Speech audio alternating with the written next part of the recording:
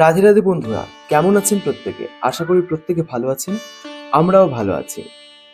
আপনাদেরকে এমন একটি জায়গায় নিয়ে যাব আজ, যা দর্শন করলে আপনাদের মনোমুগ্ধকর হয়ে যাবে।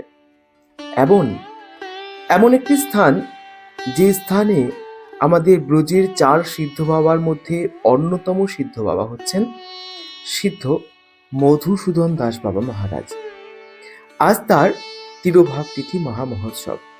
তাই সেই উৎসবেই আমরা আজ বেরিয়ে পড়লাম সেই সূর্যকুণ্ডের উদ্দেশ্যে, যে স্থানে শ্রীমতী রাধারানী তিনি নিজে প্রতিনিয়ত প্রত্যেক দিন সূর্য পূজা করতে আসেন। আসুন দেখে নেওয়া যাক।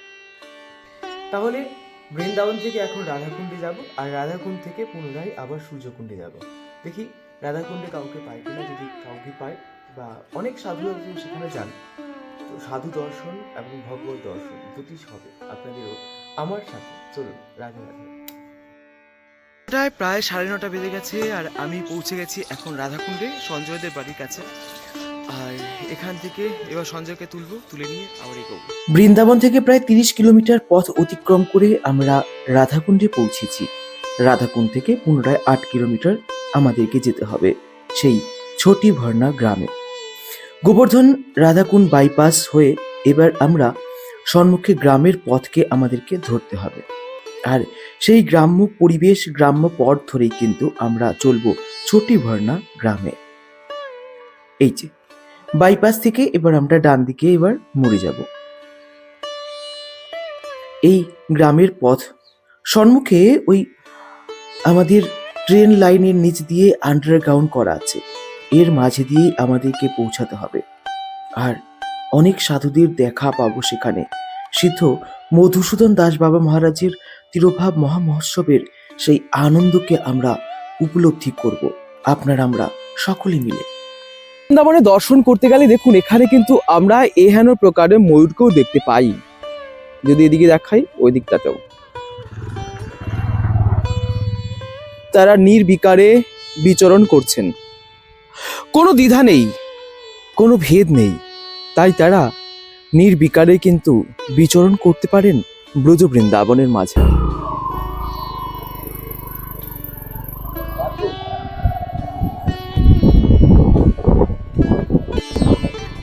ব্রজ বৃন্দাবনের গ্রামের পথে মাঝে আমাদেরকে অতিক্রম করতে হবে এই গ্রাম থেকে। গ্রামের রাস্তা, গ্রাম্য পরিবেশ এবং প্রাচীন এই গ্রামকে অতিক্রম করে আমরা ছোটে ভর্নার উদ্দেশ্যে রওনা দিলাম। গ্রামটির নাম হচ্ছেন ভর্নাখুদ।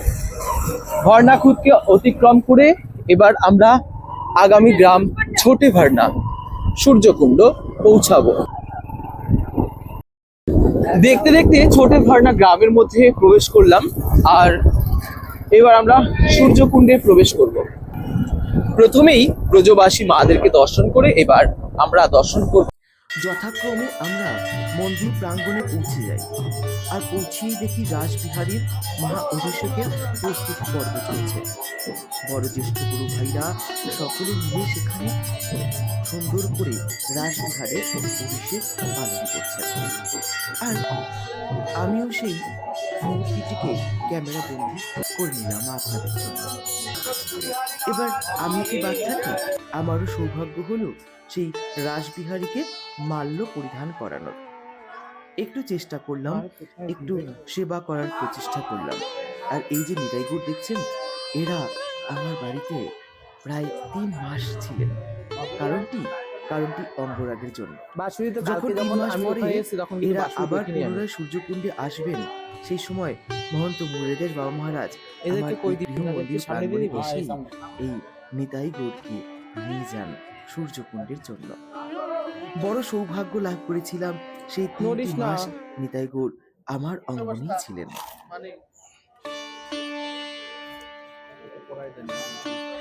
কোথায় ওদেরকে নাই, এদেরকে দাও।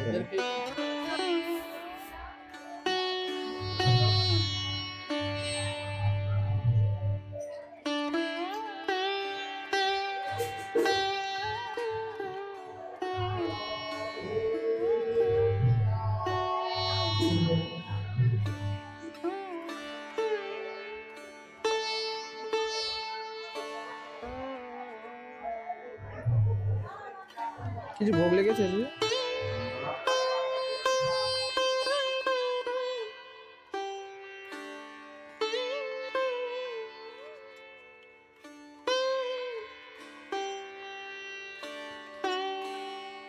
অপরূপ নিতাই গৌড়ের সেই সুন্দর শৃঙ্গার দর্শন করুন প্রাণ ভরে আমার সাথে আপনারাও। দেখুন, ভক্তরা কিন্তু কেবলমাত্র প্রসাদের জন্য আসে না, তারা আসে এই সিদ্ধ বাবার তিথিতে কিছু সেবা উপলব্ধি করবার জন্য। তাই তারা সিদ্ধ বাবার উৎসবে এসেও কিন্তু সেবাতে যে যার সেবা পাচ্ছে, যতটুকু সেবা করতে পারছে ততটুকু সেবার সৌভাগ্য লাভ করছে। জ্যেষ্ঠ গরু ভাইরা যারা আছেন তারা প্রত্যেকে যারা রসই করেন, রসই দায়িত্বে যারা আছেন তারা কিন্তু রসই করতে আরম্ভ করেছেন। আর ওইদিকে এমন সুন্দর রসই হচ্ছেন, আর গরমাগরম পুরিও কিন্তু ওইদিকে হয়ে যাচ্ছেন, কারণ 64 মহন্তের ভোগ রয়েছে সেখানে। আর এরপরেই আবার সাধু সেবা, বৈষ্ণব সেবা।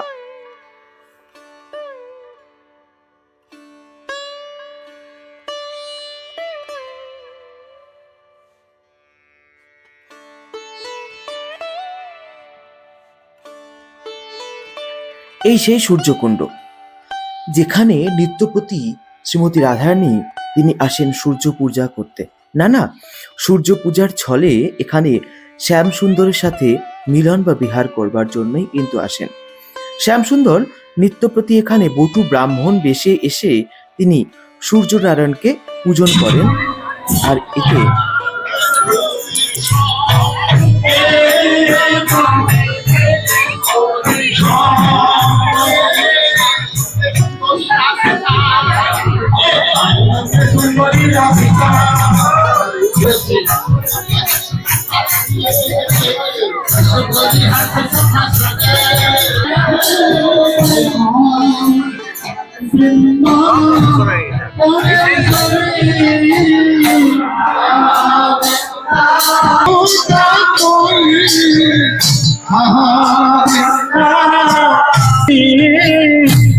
বৃন্দাবন বিলাসিনী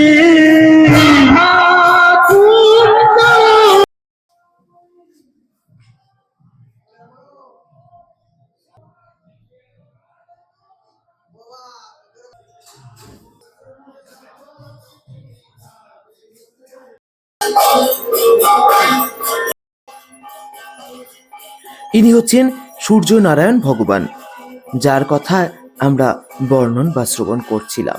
দর্শন করুন সূর্যনারায়ণজিকে।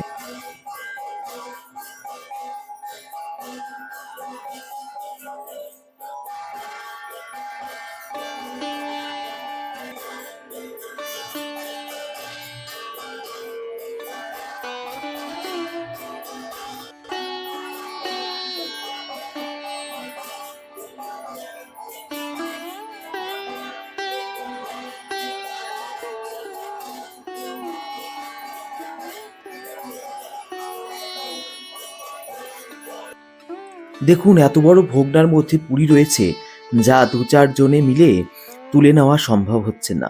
যে যেরকম পারছে সকলে সেখানে কিন্তু সেবা করছে সিদ্ধ বাবার মহা উৎসবের মহাসেবা। আপনারা যদি আসেন, আপনারাও কিন্তু সেখানে এই সেবাগুলো কিন্তু করতে পারেন। আসবেন অবশ্যই সামনের বার।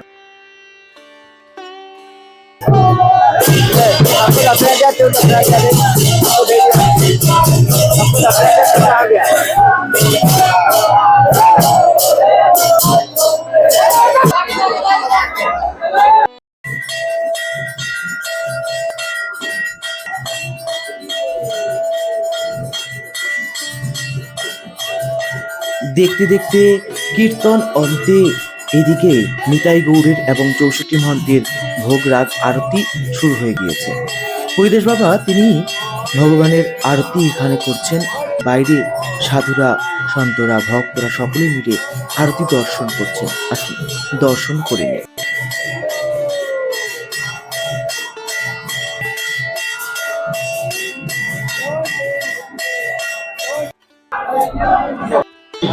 यशोदा की कुशलावंती जलावत भटंती कराल पहाड़ी की शेर करती गुरुजी ज्ञान रंगी तपो रंगी भौजी महाराजी वीर समरजी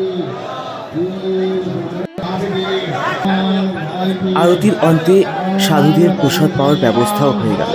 ওদিকে পরিবেশন শুরু হয়ে গেছে, এদিকে জয়ধ্বনিও চলছে। সাধু সেবা আরম্ভ হয়েছেন। সকলে রাধাকুণ্ডের এবং ব্রজের অন্যান্য জায়গাকার সকল সাধুগণ তারা এসেছেন, বাবাজি মহারাজ গোসাইগণ এসেছেন।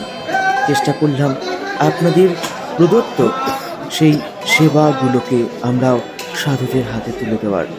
কেবলমাত্র প্রচেষ্টা, সকলে আশীর্বাদ করবেন যাতে এহেন প্রকার ছোট ছোট সেবা আপনাদেরকে সাথে নিয়ে আমরা করতে পারি।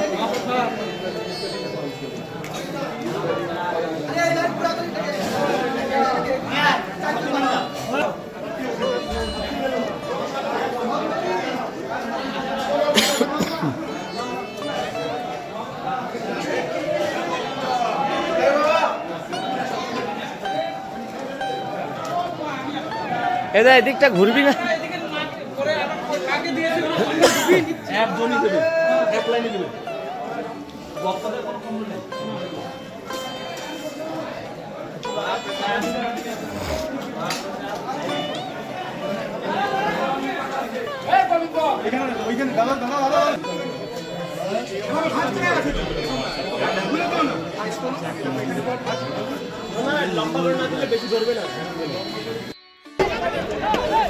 জনসমুদ্র মাঝে ভক্তের সমাগম।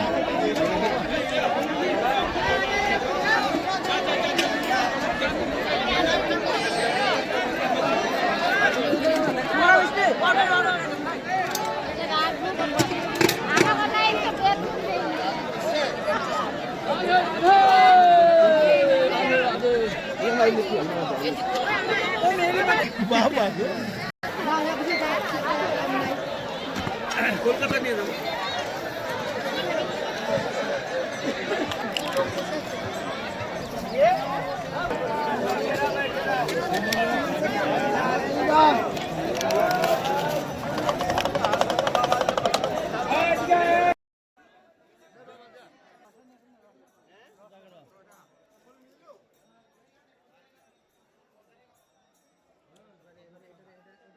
যার কথা এতক্ষণ বলছি তাকেই তো দর্শন হলো না। আসুন, এই সেই সিদ্ধ বাবার সমাধি, আর এই প্রস্তর খণ্ডের মধ্যেই রাধারানী নিজের অলংকার সমূহ, যা আমাদের শ্রী রাধারানীর মুকুট, গলার হারের সেই প্রতিচ্ছবি এই শিলার মধ্যে রয়েছে।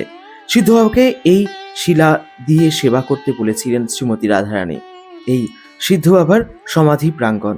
বলো সিদ্ধ মধুসূদন দাস বাবা মহারাজ কি জয়। আচ্ছা, আজকের ভিডিওটি এখানেই রাখছি।